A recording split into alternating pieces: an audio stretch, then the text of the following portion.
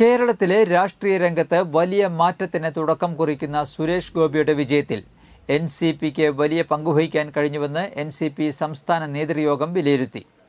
കേരളത്തിലെ ജനാധിപത്യ മതേതര വിശ്വാസികൾക്ക് എൻ.സി.പിയിൽ അർഹമായ പങ്കാളിത്തം നൽകി എൻ.ഡി.എയുടെ പ്രവർത്തനം ശക്തമാക്കുവാൻ യോഗം തീരുമാനിച്ചു. ജൂൺ 15-ന് തിരുവനന്തപുരത്തു നിന്നും ആരംഭിച്ച് 30-ന് കാസർഗോഡ് പൂർത്തിയാകുന്ന ജില്ലാ കൺവെൻഷനുകൾ നടത്തുവാനും തീരുമാനിച്ചു. ഹോട്ടൽ എലൈറ്റിൽ ചേർന്ന സംസ്ഥാന നേതൃയോഗം സംസ്ഥാന പ്രസിഡന്റ് അഡ്വക്കേറ്റ് റോയി വരിക്കാട്ട് ഉദ്ഘാടനം ചെയ്തു.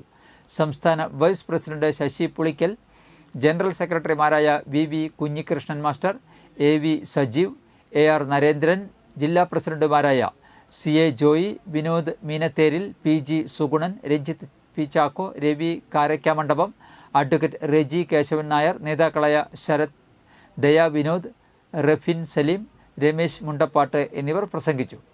കോൺഗ്രസ് നേതാക്കളായ അനിൽ എരനെല്ലൂർ, അഡ്വക്കേറ്റ് കബീർ മുഹമ്മദ്, അനിതകുമാരി എന്നിവർക്ക് പാർട്ടിയിൽ അംഗത്വം നൽകി.